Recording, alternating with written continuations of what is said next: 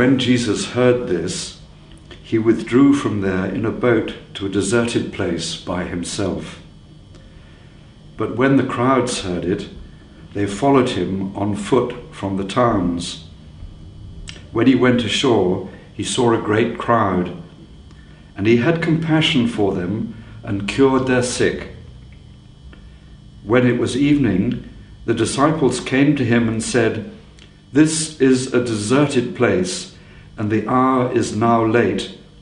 Send the crowds away, so that they may go into the villages and buy food for themselves." Jesus said to them, "They need not go away. You give them something to eat." They replied, "We have nothing here but 5 loaves and 2 fish." And he said, "Bring them here to me." Then he ordered the crowds to sit down on the grass. Taking the 5 loaves and the 2 fish, he looked up to heaven and blessed and broke the loaves and gave them to the disciples, and the disciples gave them to the crowds. And they all ate and were filled, and they took up what was left over of the broken pieces, 12 baskets full.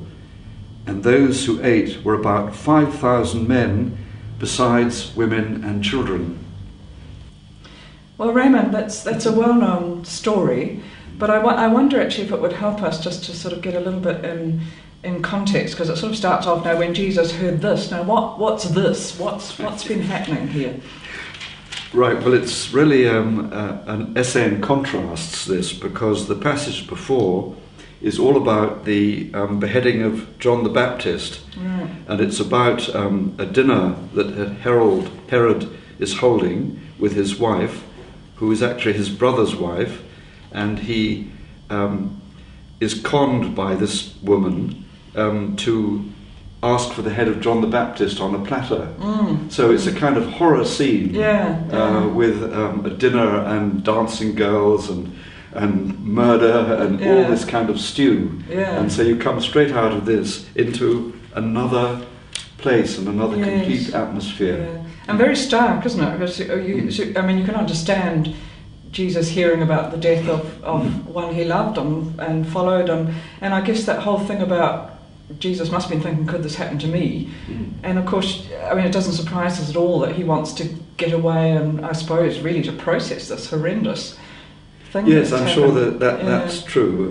But what we also see is what kind of a person Jesus is in comparison, say, to Herod. Here's a person who spontaneously gives life in a situation where everybody else thinks, oh well, this is impossible, we can't do this and we can't do that. Actually, I quite like the way the disciples are. I mean, they're quite sensible, really. I mean, at the end of the day, and in some ways you could sort of say the disciples are showing some compassion, that they were out in the desert, and the very sensible thing for them to sort of send people back to where they can find food, find the latest, I don't know, McDonald's or whatever. Right. And I almost get the feeling that Jesus sort of almost teases them, you need not go away, you do something. You do something. And I can imagine what they felt. I mean, they must have been absolutely sort of shell-shocked, taken aback, really. And something that very strikes me about this, it's often called the feeding of the 5,000, and it says there were 5,000 men and women and children, so there are 10,000 people probably there. Easily. So the contrast is even more stark. All this incredible mob of people were in fact fed.